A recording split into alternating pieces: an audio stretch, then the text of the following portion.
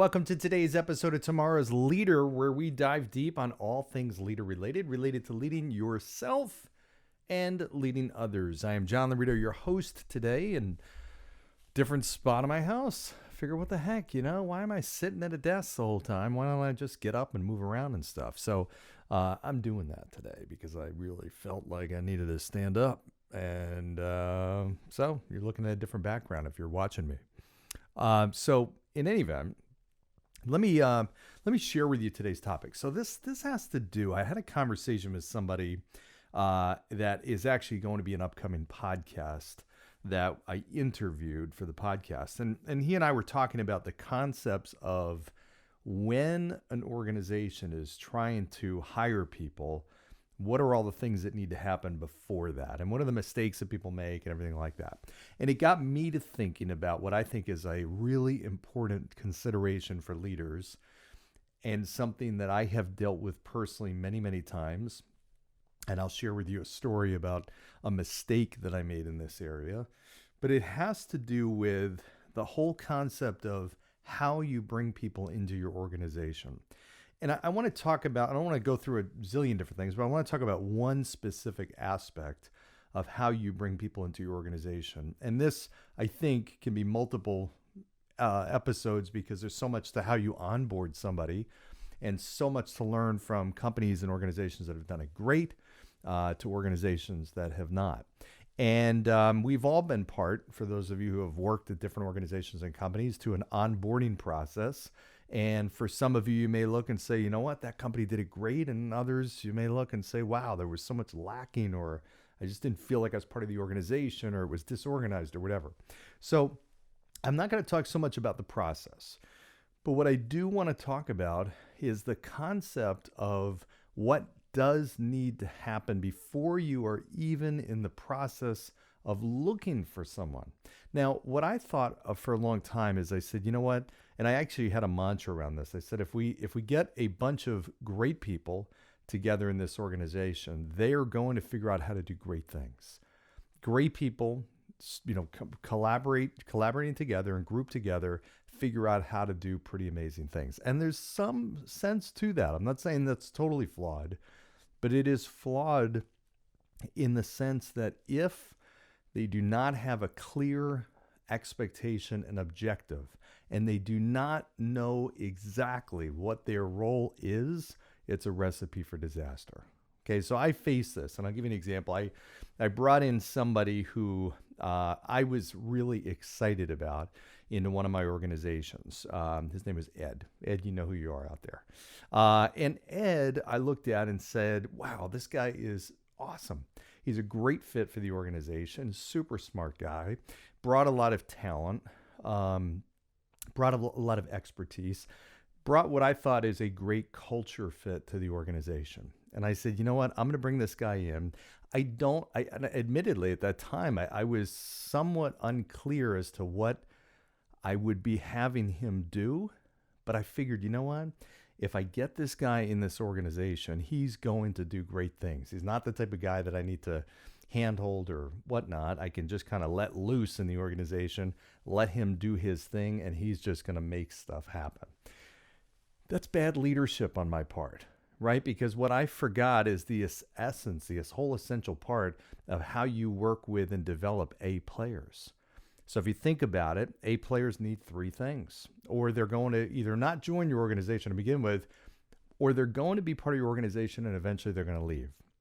If A players do not feel like they are making as big of an impact as they can make, okay, not just an impact, but as big of an impact as they can make, if they don't feel like they are growing, and also they don't feel important or valued, then they will leave. They need those three things. They need to know that they're making the biggest impact they can. They need to know that they're growing, and they need to know that they're valued and appreciated and recognized.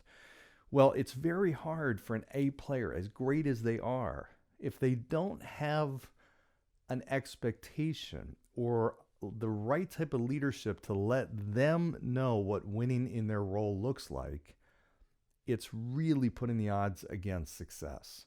As great as that person might be, if they don't know exactly what success looks like and what they need to do to create that success, and what are the boundaries or parameters, or what kind of free reign do they have, what kind of processes or limits are there, whatever the case may be. Who are they working with, who are they not working with?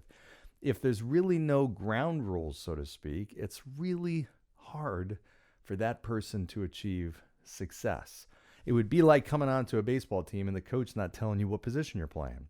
Hey, you're a great player. I'm just gonna join the team. And you can't know how you're going to really contribute to that team unless you know specifically, okay, what's your role on that team, and what does it look like to create success? I get asked a lot of times by people that are looking to move into another organization. They're interviewing, let's say, and I said a great question that you want to ask a prospective employer is, if you hired me and a year from now we're having a conversation and you are absolutely thrilled with the decision of hiring me, and I've been here for a year, what has happened? What have I done specifically? Think about that. That's a great question. And if I was interviewing somebody and they asked me that question, number one, I would respect the fact that they really want to know, what does it look like to do such a great job that I'm thrilled? And they also want to be able to quantify and understand clearly, what does that take, so that they can determine, okay, is this an organization that they can do that in? Do they want to do that in? Do I even have an answer? If I don't have an answer for that, that's going to be really tough for them to have massive levels of success.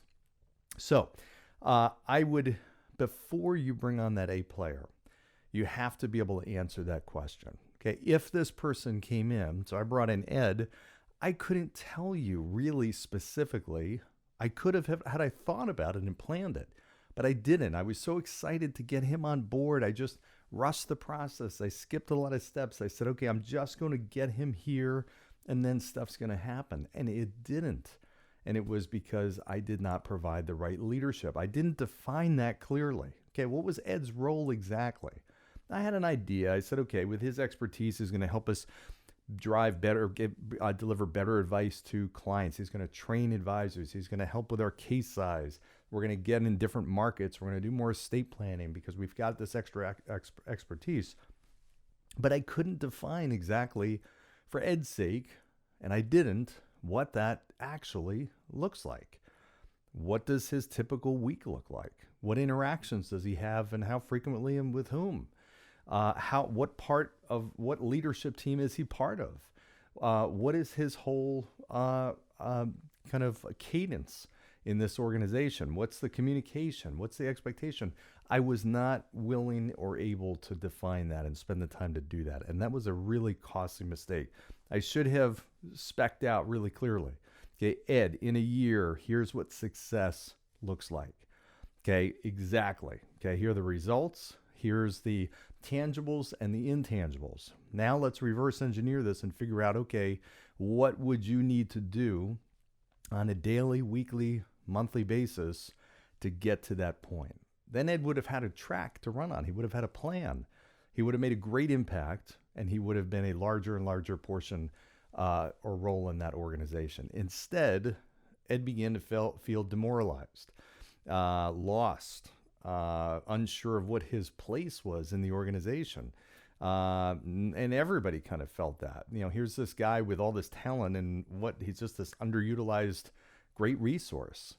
And it ultimately became frustrating. It became confusing. It just didn't make any sense. I don't get it. What exactly is his role?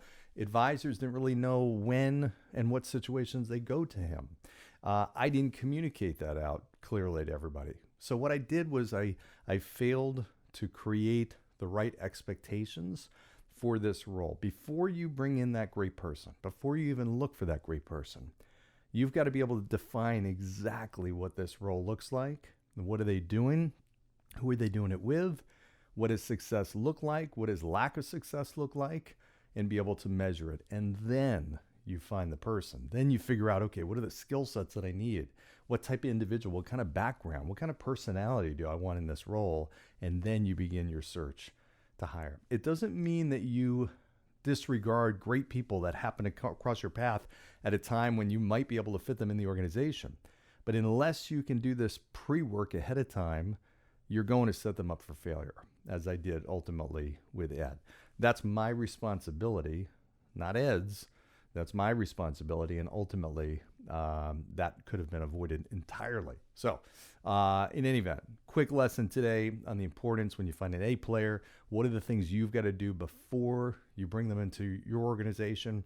Know exactly a year from now, what does success look like? If they are thrilled and I'm thrilled with what they've done, what have they actually done and how have they done it? And now let me work backwards to what does that look like on a daily and weekly basis? What is this person actually doing to create that result in a year? All right, so I hope this helps. It's kind of fun standing up and doing this. New approach. I may continue to do this. Maybe this is just my Friday late afternoon thing. I don't know. We'll see. In any event, I appreciate you watching. I appreciate your ideas and suggestions for future topics and guests.